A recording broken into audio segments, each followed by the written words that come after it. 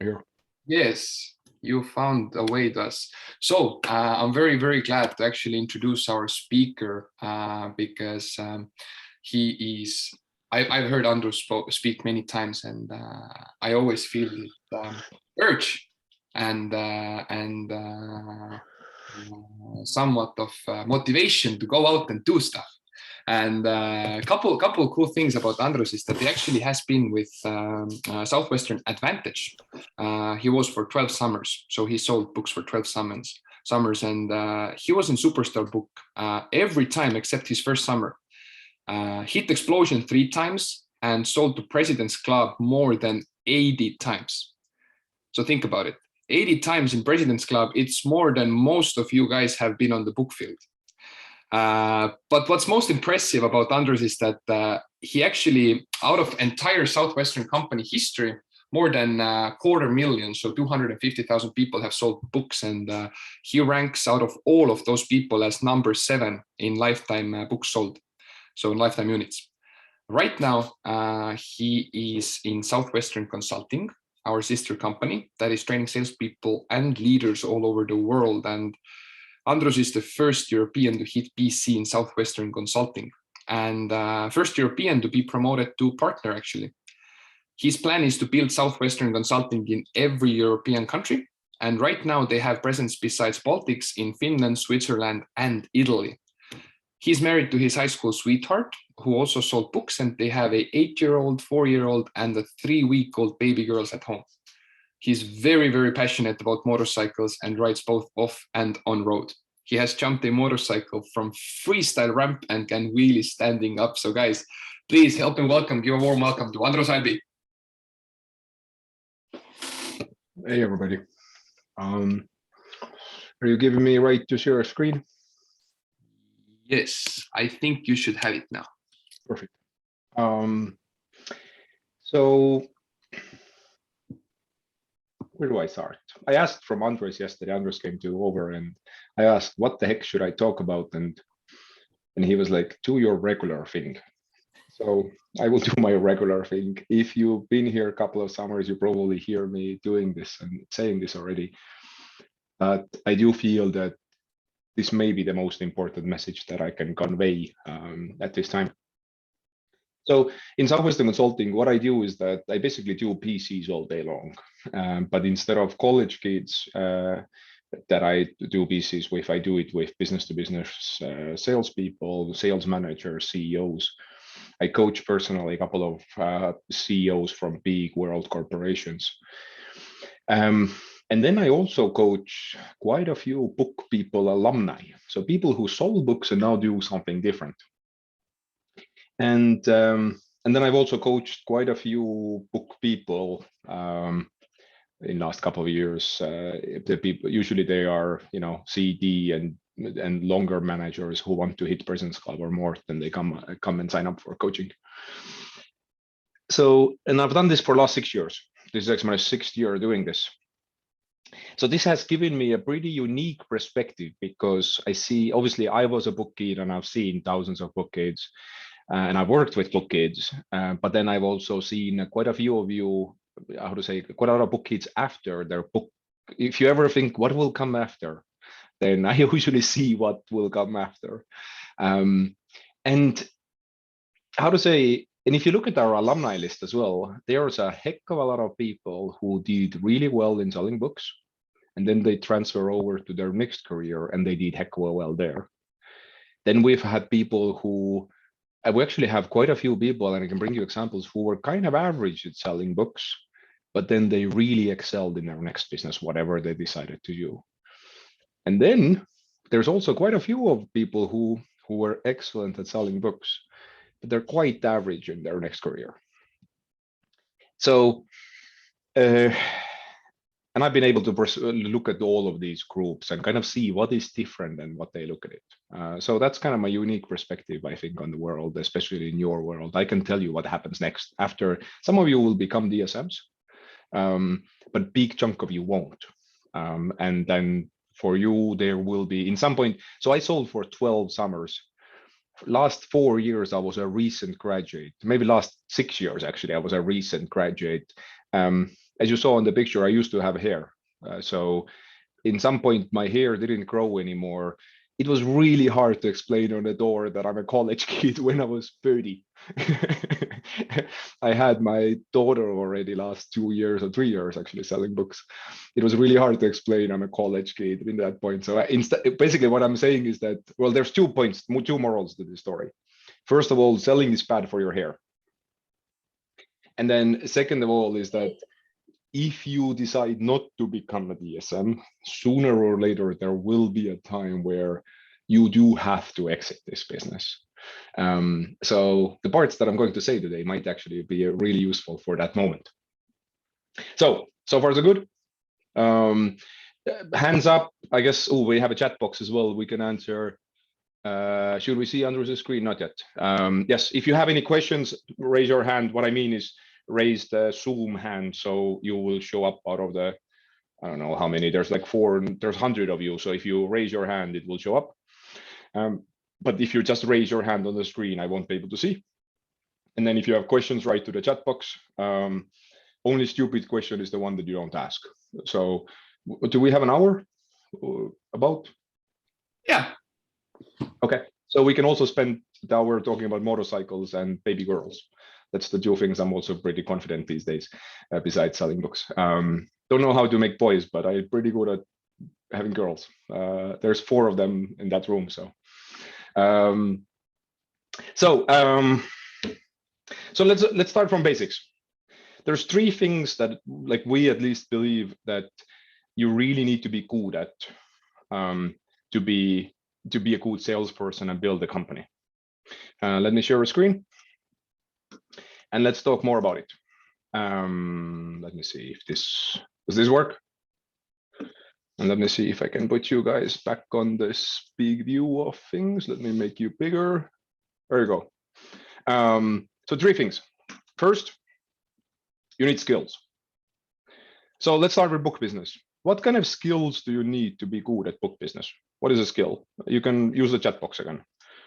Where is, I don't know if I'm able to, I don't use, we use Teams. So our corporate use Teams. So I don't have, I don't know if I can see a chat box while I'm showing. Oh, maybe I can. Here we go, chat box. There we go, I do, I'm good. Yes, sales skills and communication skills. You are correct, but that's as wide as it possibly gets, right? So give me a bit more. Yes, you need to be good at listening. To be able to listen, what do you need to be good at? That's even more, like, listening is really important, but that's even better skill than listening. Closing comes later, persuasion is stupid. Sorry, Christoph, I'm sorry. To be good at listening, what do you need to be good at? Telling stories, painting pictures, asking questions. Thank you, Eleanor. Asking questions, for sure. That's really, like, if you want to write down something in sales and actually help leadership and recruiting and actually marriage and almost everything, write this down. Never tell when you can ask. Really good point. Never tell when you can ask. Why? People believe a quarter what a salesperson is saying. 1/4. You say these books, like, you say it will help with everything, they believe it will help with some. 1/4, 25%. People believe 75% on what you get them to say. So if mom says this, if you say to mom, these books will save time with homework, mom will believe 1/4 of it, 25%. If you get mom to say, ooh, this might really help to save time with homework, mom will believe 75% of it. Way more better and shorter as well. But yes, and then that is a skill. Asking questions is a skill. Then being able to close, painting pictures, telling stories, being able to approach, being able to close 3 times, cover objections, all of these are skills. And skills are extremely important in what we do. And don't underestimate that part. This is actually most of what I want to spend today's time. Will bring examples of all of them. But now, skills is only a third of the equation. All of you probably know a person, probably in your team or in your org, that maybe is the most skillful in that sense. He knows the objections to every single objection. He knows what's every page of the book. but still is not successful. What else is missing? What's the second part? You may write down into the chat box. This way I can actually keep you focused as well. Everybody open up your chat box and write something there. Being focused is one. Attitude. So we call it motivation. Doesn't matter how you rank it, same way. Belief level goes there, attitude goes there. Whether you think you can, whether you think you can't, all of this is under motivation. And motivation is as important. If you're not going to, if you don't have the motivation to go and knock on a door after a mom has screamed at you, your skill doesn't matter in the world. If you're not going to pick up the phone and call somebody in your next business, your motivation doesn't, your skill doesn't stand a chance. But then, oh yeah, service-mindedness goes under motivation as well. But now, skills are also important because if you only have motivation, but no skills, if you're an idiot, but you're motivated, we actually have a term for it, right? It's called motivated idiot. That won't work as well. And I'm sorry, let me be honest, I'm a fighter type, I'm straightforward. Most people think I'm too direct and too grumpy, but why the heck not? Big chunk of you are motivated idiots. You are going out there every single summer thinking that somehow attitude and schedule, and you don't know how to answer a freaking objection. I'm sorry, but that's a waste of time. Like this is a big part of my job in that sense, is to make sure that you're technically solid. And this is actually really easy to coach. Like out of all these three things that I will tell you, getting your skill up is the easiest. It's just boring, like doing the boring work of learning the skill. That's why most of you don't. But it's actually the easiest. Like I had Martin Teras, some of you know Martin, it's been a couple of years since he was sold books, but he did 4 summers, never hit President's Club. And he was just about to start his 5th summer, and I was starting coaching, and he was like, Andres, this is my last summer. And if I won't hit President's Club this summer, I can't really say that I learned how to sell books. I have to say that these 5 years I did this job and I really didn't master this. I really didn't get it good. So he was like, I'll pay you whatever you want, help me. All I did with him was that we went through the entire sales cycle, sentence by sentence. We figured out what's behind it, like not just saying the words, but understanding what you want to convey. Why are these words there? And then we role played and practiced. We wrote it out and we did the boring work. He hit President's Club on his 2nd week. And he hit President's Club 6 or 7 times that summer.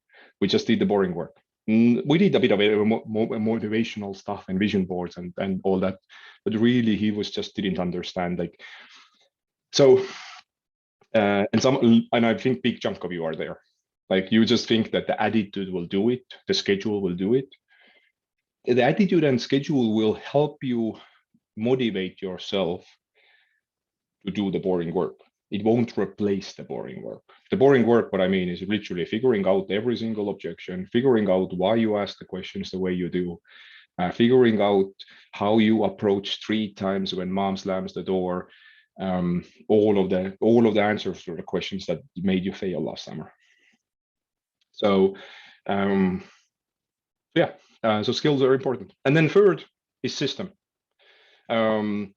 System is, there's really 3 systems in selling books in the summer. First and most important is your schedule.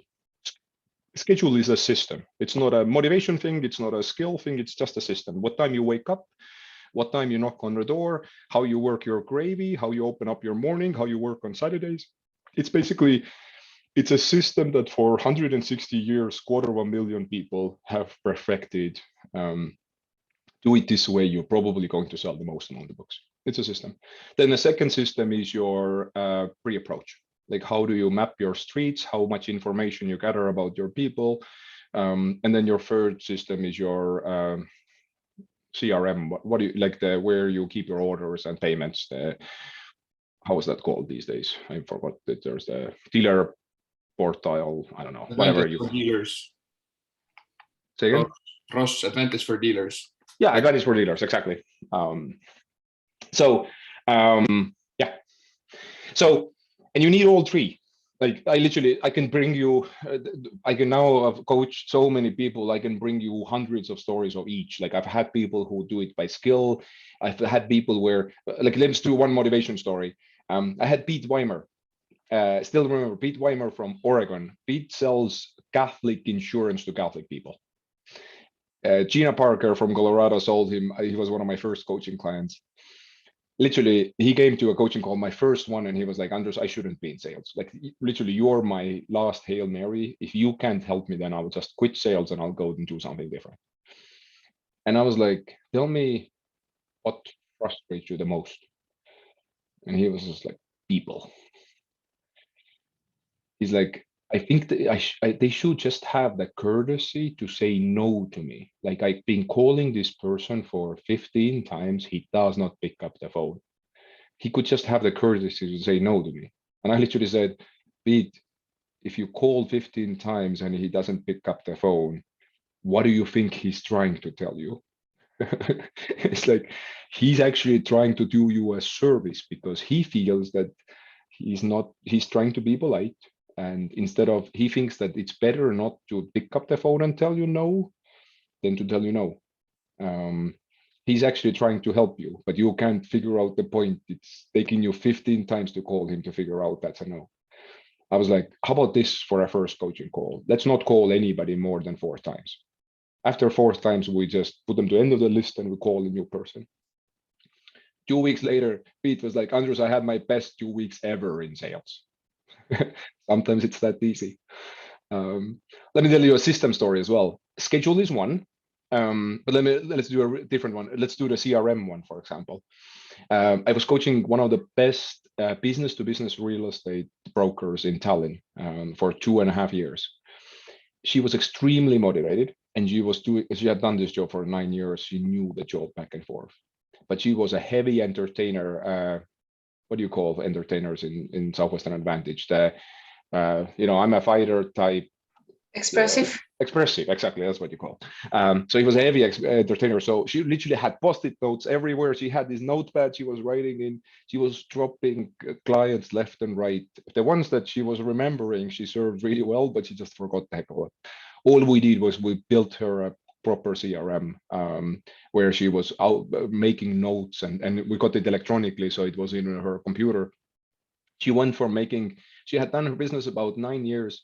She was doing about 60,000 in revenue, split that by half. So she was making about 30K a year. In her first year in coaching, she ended up doing 102,000 euros. We increased her income from 30 to about 50K just by a system alone. So every single one of them has a part to play.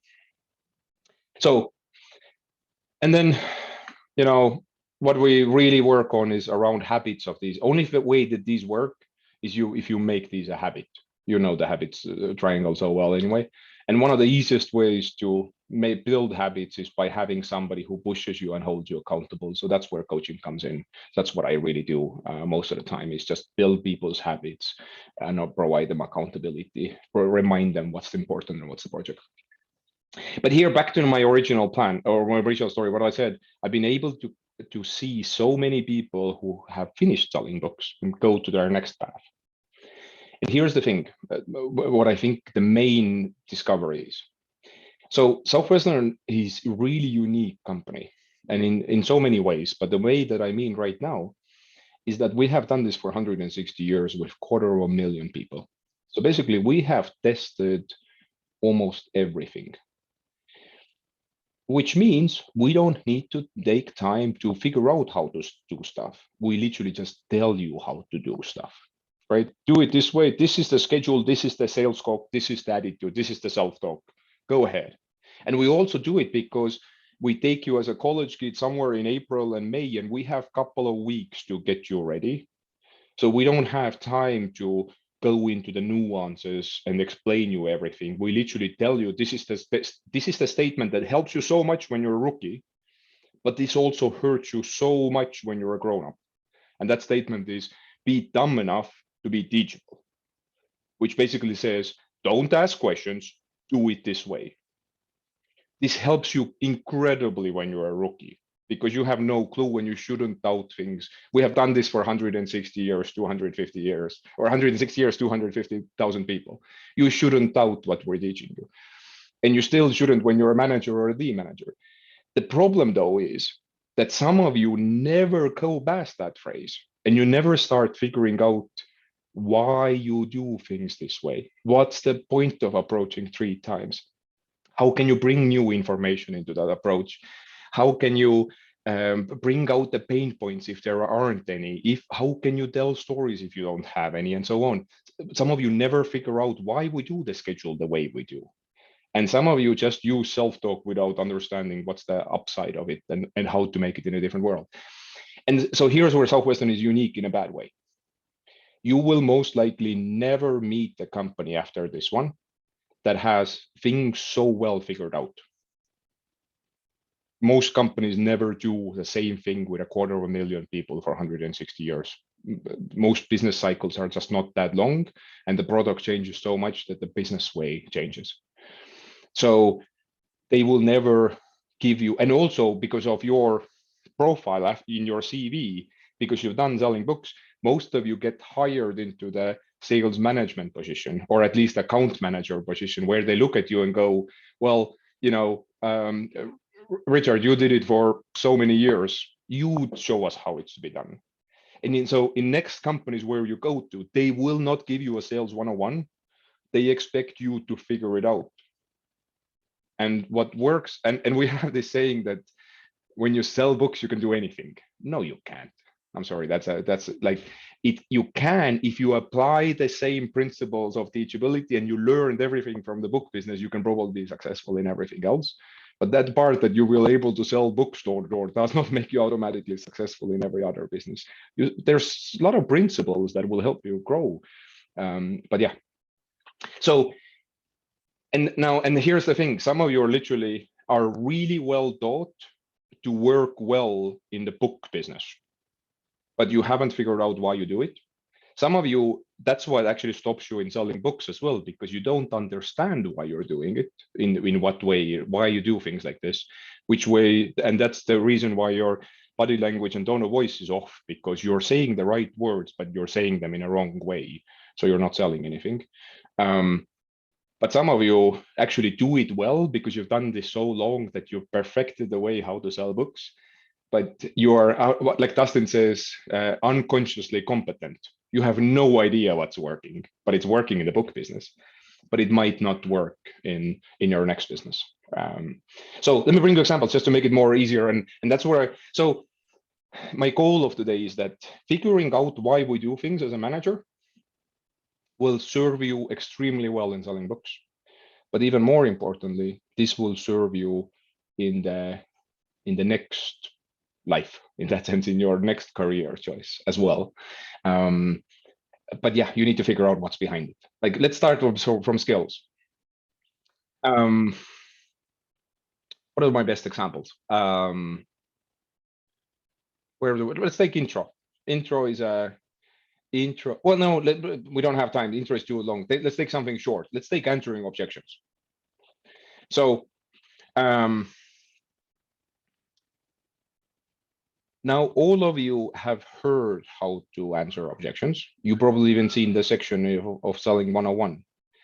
But have you really memorized, without the blink of an eye, answer to every single objection? And then let me take it further. Do you understand why you do it this way? So there's actually 6 steps to covering objections. Most of you don't know the steps, but let me break it down for you. And then you will see the steps in your actual stories. The first most important step of answering objections is isolating the right objection. People don't say what they mean, they don't mean what they say, and they often don't speak with full sentences. You've all heard that conversation thing, right? Well, let me bring you the easiest example. What is the main objection that you get from a mom? We can't afford it, right? Like, it's Andres, or like, Artyom, I'm sorry, it's $800 or $1,200. Like, we can't afford it. But they mean most of the time, though, they don't do the second part of the sentence, right? They go, well, we can't afford to spend $1,300, on books that I don't think my kids would use. Right? You all know this is the basic one. So, but isolating is everything in that sense, because if you isolate it wrong, if you understand the objection wrong, the solution to that problem is straight away stupid. Like my favorite example in this is that one. Like I will literally bring this example to every single person in business to business that I coach. I talk about covering objections. I literally do that as my when I was a rookie. Mom told me we can't afford it, and I was like, that's okay. What's cool about my business is that I take orders today, but you have the rest of the summer to save up the balance. Well, if the objection is that I don't think I can spend money on stuff that I don't think my kids would use, me giving you a payment plan doesn't really solve the issue. It's actually stupid. Later on, when I was more experienced, I was like, well, I know, I understand what you mean, but let me be honest with you. Is it just the money that you're worried about, or is it more that you're not sure if the kids would use it? And 8 times out of 10, they will say, there is 2 moms that will probably say, no, I really like these. We just can't see a way how we could afford it. 8 times they go, yeah, I guess I can put it on a credit card, but I'm just not sure if the kids would use it. It's not like she was trying to lie to you. She just didn't think this through for her. So then payment plan is stupid, right? So then you go, well, I understand. Wouldn't want you to get anything that you don't think the kids would use. Let me show you another section what Betty Johnson liked about these. And let's get Tim involved as well, and let's see what he thinks. I mean, if he won't use it, there's no point, but I think he just might, because so many kids have been excited about it, right? And you show a new section, you solve an issue. So maybe let's not even, because again, to save time, let's not go through all the 6 steps. The first one is isolating it, and you would be amazed how many times salespeople completely butcher this. They don't understand that the way to solve the issue. Like when you define a problem wrong, the solution path changes. So you need to be sure that the first step is important. I'll bring you a completely different example, but just to make the point. So when I was in high school, I was in student council chamber, and I wanted to get this paper that I can host. I can be a kids camp. Like I was 18 when I was in the 12th grade. I went to school when I was 7, so almost 7. So I was 18 when I was in high school, and I wanted to get the certificate that I can be the grown-up, responsible person in the kids camp in the summer, right? To get that, I needed to go crisis management training, and we were sitting in this small kids camp, and the local fire lieutenant came to give us a lecture about crisis management. And I still remember I was sitting down, the lieutenant looked at me and said, Andrus, let's solve a problem here. Imagine this kitchen is in fire. We were sitting in a cafeteria, so there was a kitchen there, right? So he was like, imagine this kitchen is in fire. What do you do? And literally where I was sitting, next to, on this side of the wall, there was this huge 3-kilogram fire extinguisher, the big red one. You all seen that in a school wall, right? And I thought I was being smart. I was like, I didn't even say anything. I just pointed it. I was like, right? The lieutenant smiled and was like, Andrus, define a problem in this situation. I'm like, the kitchen is in fire.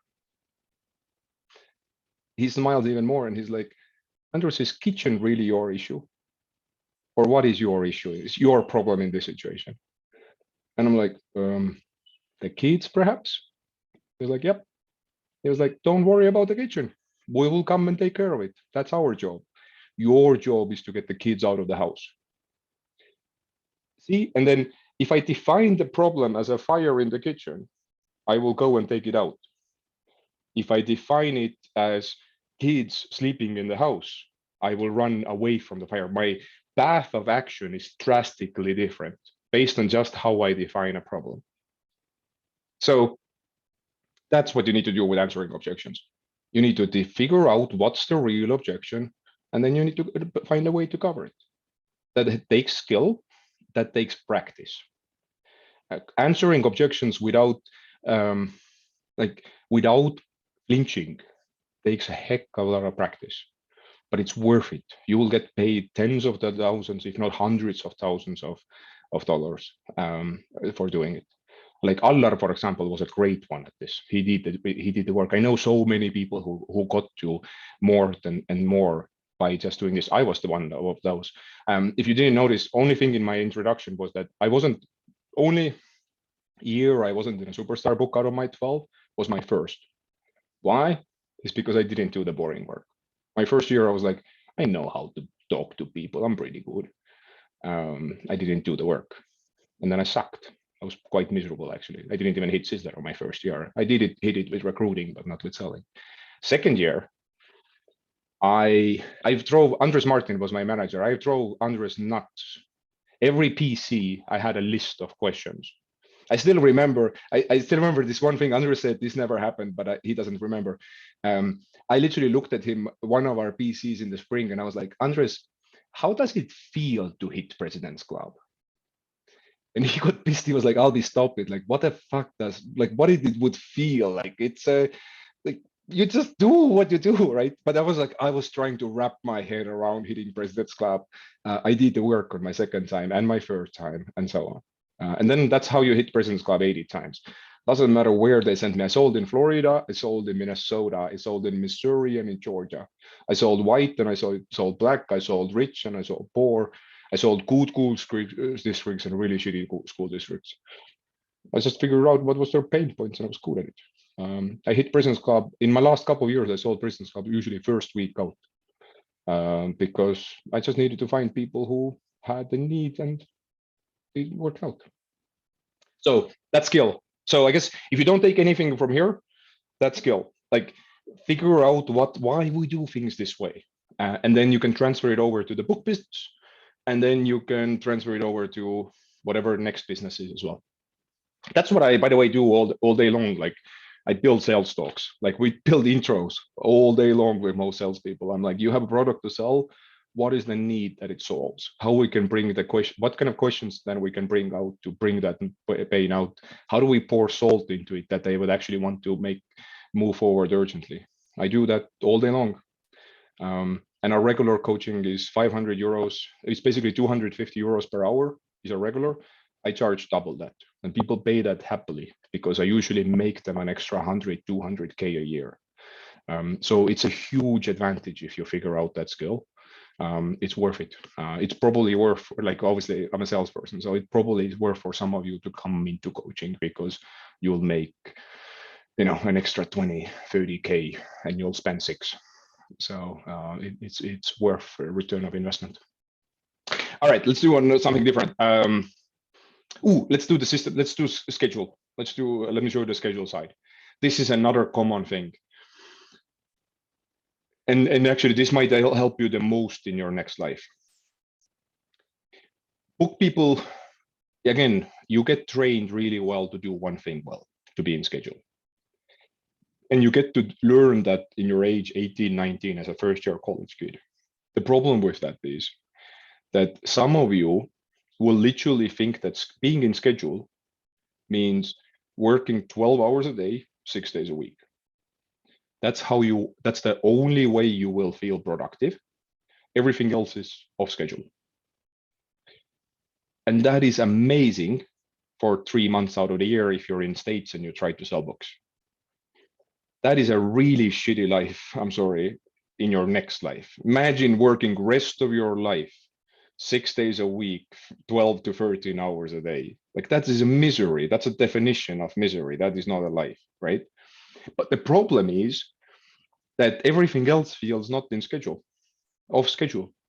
So I literally see book people coming off from the book field and doing it this way. They start their work, they take a vacation after the summer, and then they're like, okay, now I'm doing business to business. And only way they know how to be productive is by working 6 days a week, 13 hours a day, which means in 2 months, they're completely exhausted. They hate life, they have depression, and they don't like it. And then they do, no, I don't like this. But then they don't know how to scale it down. So then they go completely off schedule. They sit on the couch and watch Friends reruns during the day. They go in the other extreme. They go into the fun mode that you've had for last month and a half. From starting from Christmas to this point, you go into the fun mode of, I don't have any schedule whatsoever. If you do this way rest of your life, that is even bigger misery. That means failed marriages, not a single successful business, and you're also overweight and you will die before 50.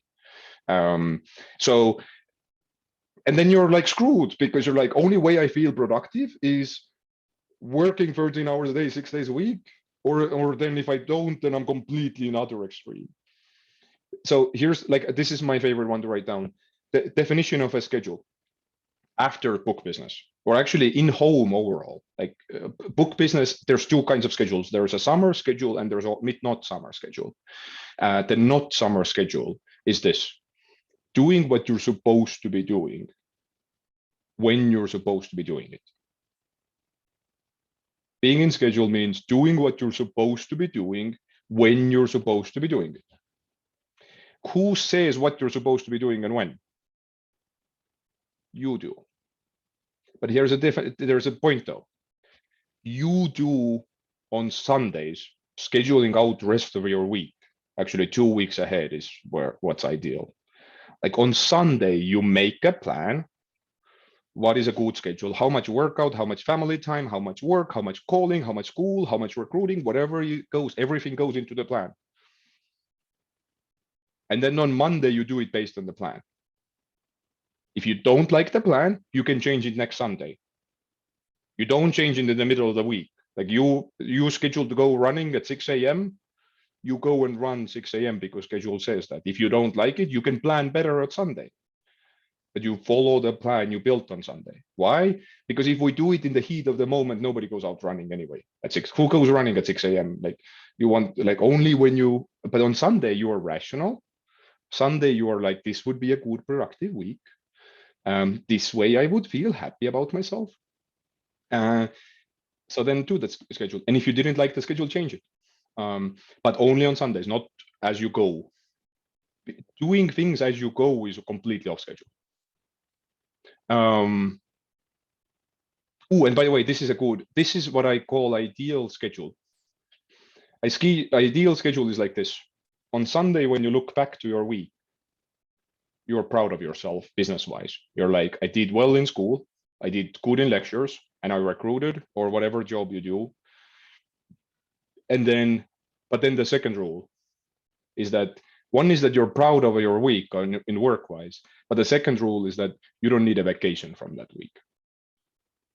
Like your girlfriend, boyfriend, or a spouse is happy, your health is not getting worse, but you're also good at job. Like this was a productive week. Like that's for me is ideal. Like this is exactly how I want to live my life most of the time. I'm not against vacation, but I actually like that instead of living from vacation to vacation, I like to live in I like to have a schedule where, how to say, business grows, but my wife is happy and I get to ride motorcycles.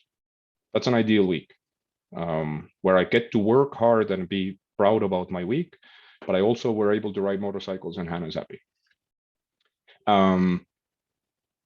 The sheep are healthy, but the wolves have eaten. I like to say it this way. So, and there is a opportunity for that most of the time.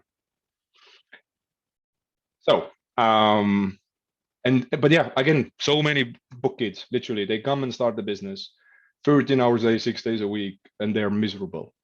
And then they fall off the earth and they sit on a couch. Like that is actually not a, like happy life is, you know, for most people, happy life is 30, 40, 50, sometimes 55, 60 hours a week, where there's at least a date night, there's plenty of sports, room for your hobbies, room for your girls. So if you, or boys, if you get to do a couple. So, but yeah, finding the schedule. So, and lastly, let's look, for example, let's talk about attitude and really briefly on motivation as well. Like, let's talk on belief level. Like you guys are, you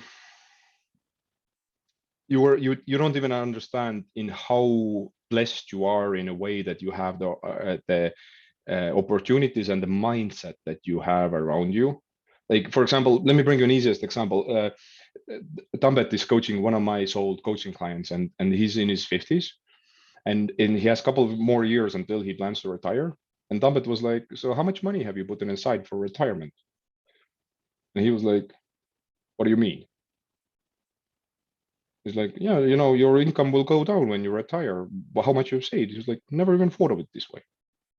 Like the things that you take completely for granted, investing and planning and so on, most people don't even see. They might not ever see, or they see way later. So, but again, in here, you're completely, your mind is like open-minded that if you do well, you can make 40, $50,000 in a summer in 3 months. But then some of you go back to the business world and somebody gives you a paycheck of, you know, 2,000 euros every month, stable, no commission, just every month you get 2,000 or 2,500 euros. And you go, yeah, sounds like solid, good plan. You'll work rest of your life this way. Instead of finding a way and fighting for it and figuring out other opportunities to make more money and then build businesses and add more value. It's not just the money, but it's just like, I don't think it's ever about the money. It's always about the value you bring to the society, and figure out that way. So you will lose that mindset because you won't have a student manager who says, like, by the way, I actually teach a heck of a lot of, this is what I, I did with every single manager that I coach. I said, in the start of the year, you look at your persons, every single person that is in your team, and you go, what do you want this year? What do you want? No, no, not the business goals, not the budget. What do you want this year? Second question is the most important. Then you go, why do you want it? If there's not a good why, they don't want it. If they go, I want to lose weight, if there's not a good why, they will not. If they say they want to sell more, want to make more money and sell more clients, if there's no good why, they won't. So you figure out the why, and then you go, how do we get there? That was the easiest part. Most of my managers go, never ask that person from my, never ask these questions from my people. I always just go, this is the budget that we have to hit. This is what we need to do to hit that budget. So let me stop here. We have about 13. We can finish a bit early with 10 minutes for questions. So I don't know, give me feedback a bit. Does that resonate anyway a bit? Give me a thumbs up if it was useful. And look at me with a weird face if you didn't understand the thing. Actually, if you didn't understand the thing, you probably won't even do the weird face because you didn't understand the thing. So questions, I need some chat box questions, or now you can unmute yourself and just scream out as well, one at a time. How to deal better with work-life balance despite the making plan on Sunday? Make a better plan on Sunday, like learn from it. Oh, so here's maybe, Lucas, this is might be good. My first, oh, by the way, just to, let me show you something visually as well, just so you understand. So, well, first of all, let me answer Lucas's question. Let me share, stop sharing. Let me share something different. So just so you understand, so this is something that Lucas might help, and this is in Estonian, I'm sorry. But I have this list of things what I do to go through when I plan, right? Like just to make sure that I planned everything that I need to plan into my week. My first step there is that look back to your previous week and what went wrong, right? Like what went wrong? What do you need to change? So if you made a plan you weren't able to follow, two things happened. Either you were lazy or you made a bad plan. So if you're lazy, that comes back to the vision. How badly do you want it? Maybe you've set a goal that you actually don't want to get. Like you want to make more money, but really life is pretty good without it. Right? Maybe it's a motivation issue. But if it's not a motivation issue, then you made a bad plan. So learn. Like this changes all the time. Like I usually, like I make changes to these plans when I need that. I read to figure out something differently. I'll make changes to that plan. Your planning list should always get better in that sense. So, but one thing that my coach said to me, Chad coaches me for the last 4 years. Chad always says, Andrus, if you put something in your schedule and you're already then thinking, ooh, I don't know if this will happen, don't put it in a schedule. There's no point. You're just cheating yourself. You're just messing with yourself. Like if you are already looking, yeah, I'll go running 10 a.m. or 6 a.m. and you're like, yeah, don't think I will. It's your freaking plan. It's like really, then you really are, it's called like pissing in your pants. It's warm once, but really quickly it will be cold, miserable, and you smell. So that's exactly what making a plan like this is. You're like, yeah, I'll go running 6 a.m. And then as soon as Monday is, it's cold and miserable and you smell. So don't make that plan. It's like, change the plan. It needs to be productive. You need to follow that plan. It's your freaking life. So, but then the second thing that I wanted to show you guys. So realize in Southwestern Consulting, we are sales coaches. I don't recruit. Some of you will actually hopefully work with me in the future. To get to my team, you need to have 10 years of experience. Every summer over 10,000 units counts as 2. And you need to be exceptionally good. We're talking, you have to have awards that you've done something really well, right? And I don't just recruit book people. I have some awesome IT salespeople. Ilya, my Finnish coach, has sold, literally, if you find something impressive, Ilya is in his 40s, start of 40s. He has sold, in his lifetime, he has sold over $1.2 billion worth of product. That's kind of people that I recruit into my team, right? So we know sales, but this is my intro script for managers. This gets worked on every quarter at least, if not every 6 months. This is my script when I sell people one-on-one with objections, how I cover them. I work on this all the time. I build stories into it. I change it. So, like, how to say, I've done this now. This is my, I guess, I don't know, 12 years of selling books. This is my 19th year in sales, and I've done exceptionally well. I still do the boring work. I still highlight questions. I still figure out stories. I make changes here all the time. Still do the boring work. That's how I do it in that sense. So that was just add on to the other ones. All right. So I had a question before you go into chat box. I was wondering, I wrote the skill, the persuasion, and you said it's stupid. I was curious, what would be like a better mindset? Because listening usually to those 20,000, 30,000 producers and their sales recordings, it does seem like they do ask less questions. They actually talk more and just You're right there. Like really precise with things. So you're right, and that's another thing. Oh, really good question. Thank you. Because that's another thing that is really unique in selling books. Like selling books is a unique way where, how to say, selling books is basically the shortest complete sales cycle that I've ever seen in my life. And to make it the shortest, you guys cut corners by telling stories instead of asking questions, and to make it faster. And if you get really good at telling those stories and you get your names clicking extremely well, right? You don't need to ask that question. You can just say, well, Mary, your neighbor Mary said it's really frustrating to help out with Mike. And that's actually faster than to say, how frustrating is it to help? Like, you, instead of having a discussion, you can just do that with a story. And when names are clicking, you can get away with it. But I have to be honest with you as well. That's the only time in your life, most likely, you can get away with it this way.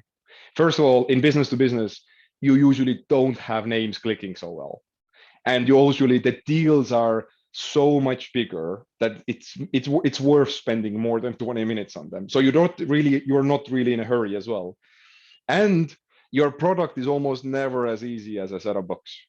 So it needs more communication. So you're right, like that. And I'm sorry, I didn't actually mean in the start that art of persuasion is wrong. I'm just saying it's too wide. That was more my saying. I'm not saying, yes, you do need to be persuasive, but how to say, being persuasive is so many small details. So I wanted to go just deeper into it. But again, you, like, just so you understand, and I might contradict myself, telling stories in the 20 minutes that you can close a bag is extremely valuable in selling books, but it does not translate that easily into the rest of the world. Like, that's a really unique skill, and you can make a fortune selling books. But like, I still miss, like, if I'm really honest, and also, guys, please cherish the time you have selling books, because I still miss this.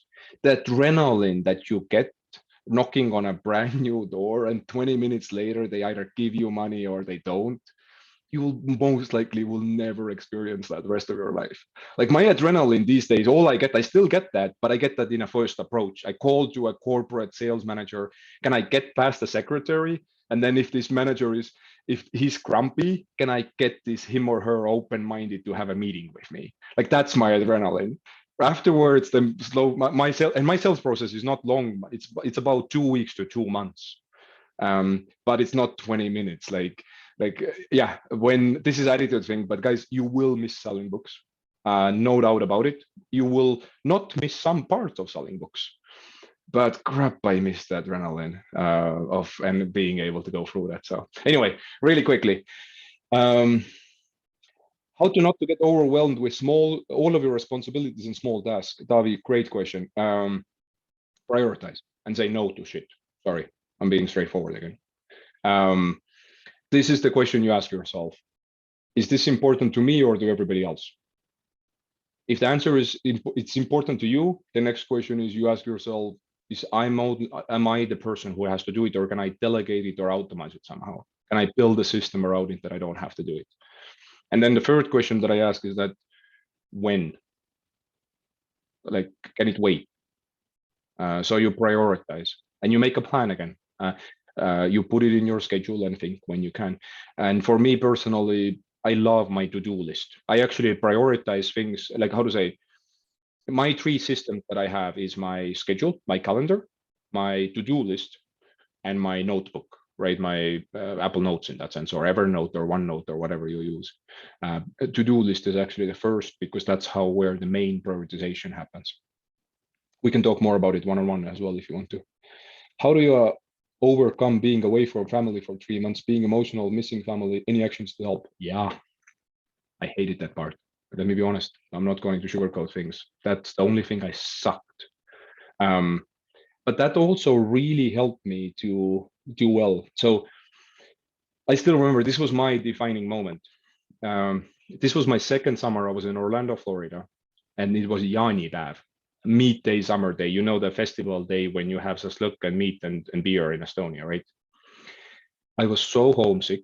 And this was my second summer, not my first one. My first summer, I was homesick all the time. But it was my second summer, and I still remember sitting in my car. I was a manager. I had a car in that point, and I was daydreaming about well, then Hannah was a girlfriend, not a wife. And I was daydreaming about having a party. And I remember waking up from that daydream, and I was like, Andrus, I was so pissed at myself because I was like, Andrus, if you wanted to have sasluk in Estonia, you could have stayed in Estonia. And it was also the second time you chose not to go to sasluk in Estonia. Like, it's not even an excuse. You knew what is happening, right? And I was like, you chose to come here. Like, you're going to miss all of it. You might as well work. And I literally, what I did, I slapped myself. My second summer, this part of my hand was blue most of the time. Why? Because every time I discovered myself daydreaming, I literally slapped myself. And if you do it once, it's not that bad. But I was daydreaming a heck of a lot. And I literally did this Maslow pyramid thingy that my body started being afraid of getting hurt. So I stopped daydreaming. And I really went to work. My second summer, I really did went to work.